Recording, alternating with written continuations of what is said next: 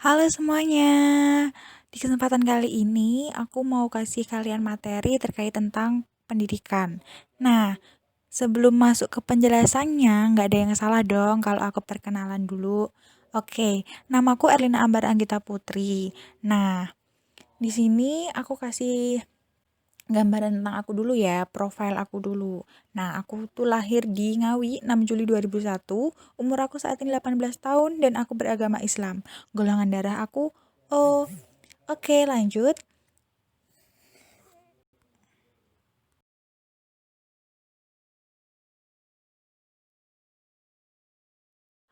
Oke, profil aku lebih lanjut. Akademik history ya guys.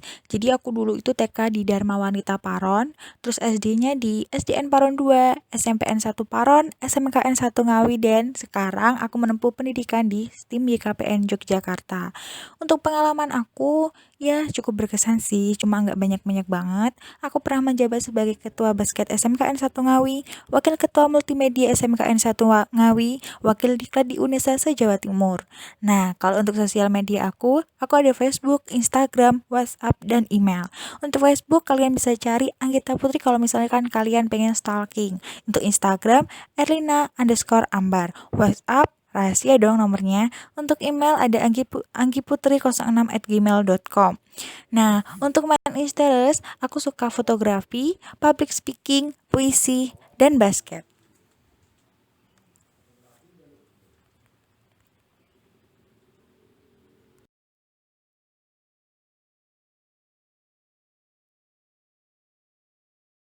Oke, langsung aja ke penjelasannya ya guys. Jadi, judul materi yang akan saya sampaikan di kesempatan kali ini adalah Corona Terdepan, Pendidikan Terbelakang. Nah, karena virus COVID-19 ini, segala aspek kehidupan terkena dampaknya, terutama pada aspek pendidikan. Program-program pendidikan yang telah terencana menjadi berubah secara signifikan.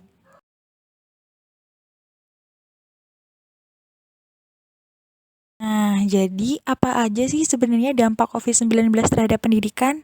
Oke, langsung aja ya guys ke penjelasannya. Pembelajaran yang biasanya dilakukan di sekolah karena adanya COVID-19 ini, pembelajaran harus dilakukan di rumah aja. Bagaimana dengan kondisi siswa yang harus belajar dari rumah ya?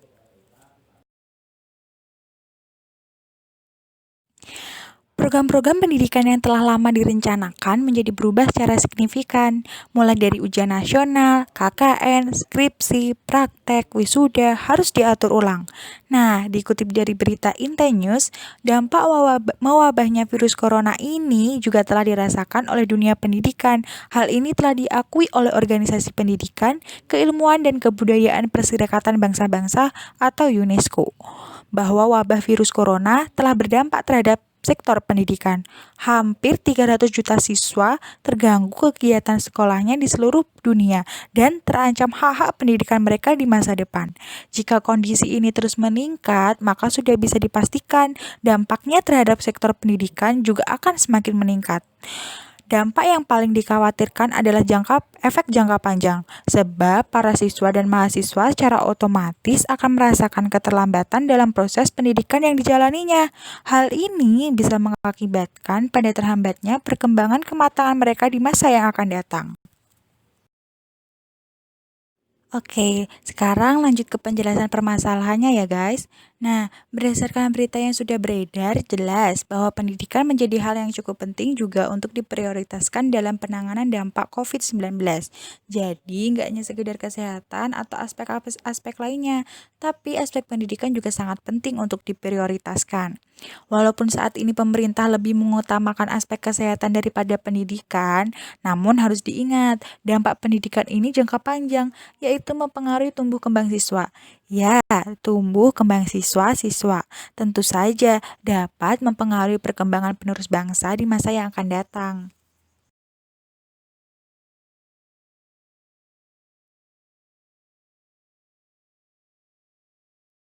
Di dalam aspek pendidikan yang paling rumit itu adalah di dunia pendidikan kedokteran atau kesehatan. Mengapa? Dikutip dari kompas.com, di kedokteran, pendidikan berbasis pada pelayanan dan juga pelayanan berbasis pada pendidikan. Keterampilan klinik pada jenjang profesi menjadi hal yang wajib terpenuhi, mengingat dalam kurikulum ada pencapaian kompetensi minimal yang harus dicapai. Bila seseorang calon dokter atau calon dokter spesialis tidak mendapat paparan kasus dan keterampilan minimal yang cukup, maka tidak mungkin untuk dapat diluluskan. Keterampilan menjadi acuan penting penilaian capaian kompetensi. Kriteria pemenuhan kompetensi minimal adalah suatu keharusan untuk dapat dinyatakan lulus dan dapat dilepas ke masyarakat untuk melaksanakan tugas profesi dokter atau dokter spesialis. Penelitian untuk skripsi, tesis, karya akhir, dan disertasi yang menggunakan pasien, materi eksperimen di laboratorium, atau menggunakan rekam medik di rumah sakit akan terhambat. Nah, kesimpulannya, di dunia pendidikan kedokteran atau kesehatan, kalau misalnya nggak praktek, ya nggak bisa lulus. Kalau misalnya nggak praktek, ya nggak ada pengalaman untuk merawat pasien, gitu.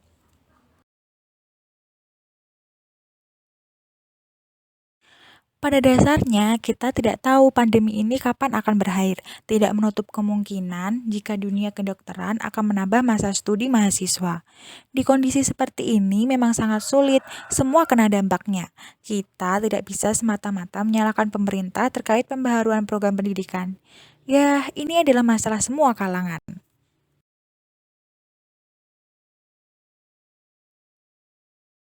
Nah, permasalahannya adalah dengan keadaan seperti ini, pembelajaran yang dilakukan daring, banyak para mahasiswa, siswa maupun anak-anak yang lainnya memanfaatkan kesempatan mereka untuk rebahan, bermain game di rumah, atau malah keluar ke rumah untuk berbelanja. Padahal seharusnya mereka belajar di rumah.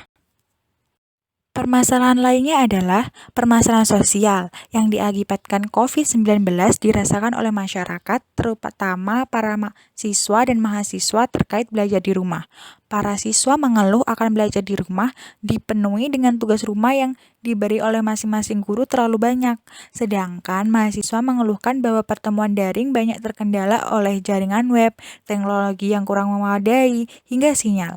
Selain itu pula, kurang efektifnya belajar di rumah karena mereka belajar otodidak atau sendiri. Banyak orang tua yang tidak bisa mengajari materi yang ada di buku, hanya bisa membimbing anaknya saja. Nah, jadi tujuan belajar di rumah itu tidak bisa berjalan dengan baik, maka timbullah berbagai masalah. Nah, ini aku kutip dari kompasiana.com.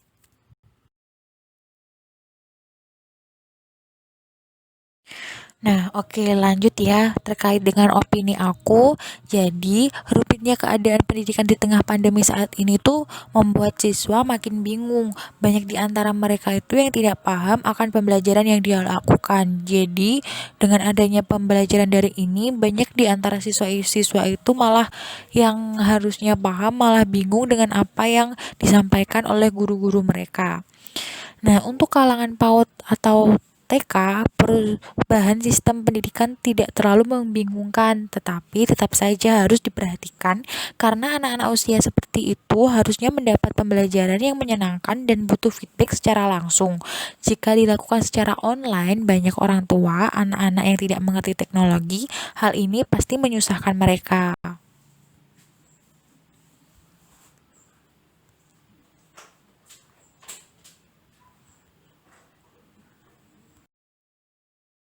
Ditambah lagi dengan keadaan orang tua yang kurang perhatian terhadap anak, orang tua hanya menyerahkan perkembangan anak kepada gurunya. Padahal di keadaan seperti ini, orang tualah yang harusnya menjadi acuan. Nah, orang tua yang terbiasa seperti itu cenderung kesulitan untuk mengajari anaknya. Apalagi orang tua yang sibuk bekerja, pasti kesulitan untuk memantau anaknya belajar dari rumah. Di masa seperti ini, orang tualah yang menjadi garda pertama untuk mengajari anaknya, bukan lagi guru mereka. Karena apa? Karena pembelajaran itu kan di rumah. Jadi, orang tua yang pastinya mengajari anaknya, bukan gurunya. Guru itu biasanya kalau pembelajaran online hanya memberikan tugas-tugasnya saja.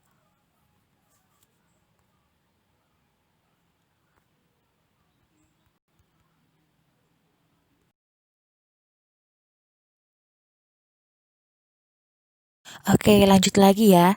Untuk kalangan SD, anak usia SD kelas 1 sampai kelas 6 itu mereka sudah cukup paham arti sekolah. Namun, jika keadaan seperti ini yang mengharuskan belajar dari rumah, permasalahan cenderung terletak pada ketidakpahaman orang tua dalam mendampingi anak. Walaupun anak sudah cukup mengerti tentang saja anak SD harus didampingi orang tua ketika mereka belajar daring. Jadi kalau anak-anak SD itu walaupun mereka sudah paham arti sekolah, tetap saja harus diawasi oleh orang tua ketika mereka belajar. Ada beberapa orang tua yang menyepelekan hal tersebut. Mereka cenderung mengelak untuk memperhatikan pembelajaran anaknya. Bahkan ada beberapa orang tua yang hanya memfasilitasi anak mereka gadget dan setelahnya urusan anak-anak itu sendiri. Nah, selain di kalangan SD yang sebenarnya belum pantas untuk mempunyai gadget pribadi, di keadaan seperti ini mereka diharuskan untuk mempunyai gadget sendiri. Hal ini memaksa para guru untuk menghimbau kepada orang tua anak agar dapat membelikan gadget pribadi kepada si anak. Ini terjadi biasanya tuh di kalangan anak kelas 4 sampai 6 SD. Nah, tentu saja jika orang tua tidak menguasai anak, dapat memanfaatkan kesempatan untuk bermain gadget sepuas mereka. Padahal seharusnya digunakan untuk belajar daring. Untuk anak-anak SD, menurut saya, pengarahan pembelajaran dapat dilakukan melalui orang tua tanpa harus anak sendiri yang mempunyai gadget pribadi. Tapi sayangnya, banyak orang tua yang tidak mengerti teknologi, sehingga mengharuskan anak sendirilah yang harus memegang gadget pribadi sendiri. Oke, lanjut di kalangan SMP ya. Di usia SMP seperti ini tidak masalah jika anak memegang gadget sendiri dan melakukan belajar daring. Tapi tetap harus diawasi orang tua. Anak-anak SMP pembelajaran cukup menyusahkan. Permasalahannya, apakah orang tua mampu untuk mengajari anak mereka? Karena kebanyakan di masa-masa seperti ini, di keadaan seperti ini, banyak anak-anak yang sudah megang gadget sendiri, sudah melakukan pembelajaran daring sendiri, tapi sebenarnya tidak mengerti apa yang diajarkan. Jadi, orang tua kalau mau mengajari, kebanyakan orang tua mereka tidak paham apa yang harus diajarkan.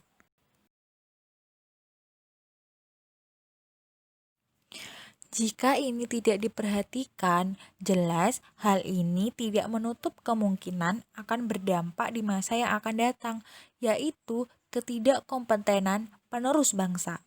Sistem pendidikan secara daring saat ini memang butuh adaptasi untuk dilakukan. Baik orang tua maupun para siswa pasti merasa asing dan sulit menyesuaikan. Tapi ini adalah salah satu peran pemerintah untuk tetap memperhatikan sistem pendidikan yang ada agar setidaknya para siswa tetap dapat belajar walaupun dari rumah. Nah, untuk kalangan SMA sederajat, pembelajaran online itu cukup mudah dilakukan karena para siswa sudah mengerti dan paham akan pembelajaran online. Tetapi, menurut saya, untuk proses pendaftaran mahasiswa baru kalangan SMA merasakan kesulitan karena perubahan PMB yang mendadak menyebabkan para siswa tidak siap. Di keadaan seperti ini, dengan adanya COVID-19 ini, sistem pendidikan itu kan semua berubah secara signifikan. Mulai dari pendaftaran PMB untuk mahasiswa baru kan itu sudah diubah. Kalau dulu biasanya UTBK dilakukan secara bersama-sama, sekarang bisa jadi ditunda, bahkan bisa jadi dilakukan secara online. Hal ini kan justru memusingkan untuk para siswa dan membuat para siswa tidak siap. Jadi, dengan adanya keadaan seperti ini itu pendidikan yang seharusnya bisa dilaksanakan dengan efektif dan efisien jadi terkendala. Oke, nah untuk kalangan para mahasiswa, pembelajaran online dapat dilakukan dengan cukup baik.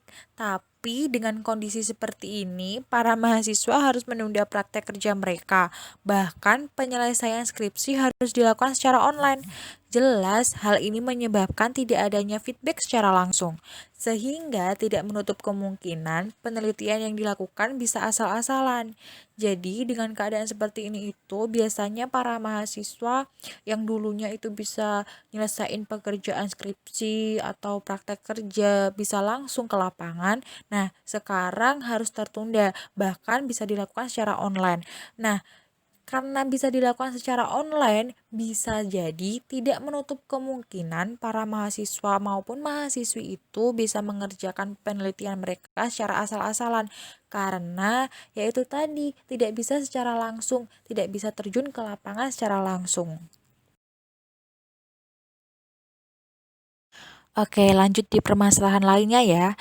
Jadi, menurut saya, permasalahan lainnya adalah berdasarkan pengalaman subjektif saya terletak pada hambatan teknologi dalam pembelajaran online, kesulitan jaringan internet, keterbatasan kuota, keterbatasan prasarana seperti laptop, komputer, dan lain-lain. Dengan keadaan seperti ini, hambatan-hambatan itu pasti terjadi dan tidak menutup kemungkinan bahwa itu membuat kesulitan untuk para mahasiswa maupun siswa mengerjakan pembelajaran online. Di balik banyaknya kekurangan dengan sistem pembelajaran daring, pasti ada kelebihan walaupun tidak begitu dirasakan. Walaupun dengan keadaan seperti ini dilakukan pembelajaran daring, pasti kalau ada kekurangan, pasti juga ada kelebihan walaupun hanya sedikit. Nah, pembelajaran daring ini kelebihannya menurut saya pembelajaran daring untuk sebagian siswa menyenangkan karena tidak perlu susah-susah memakai seragam dan berdandan rapi.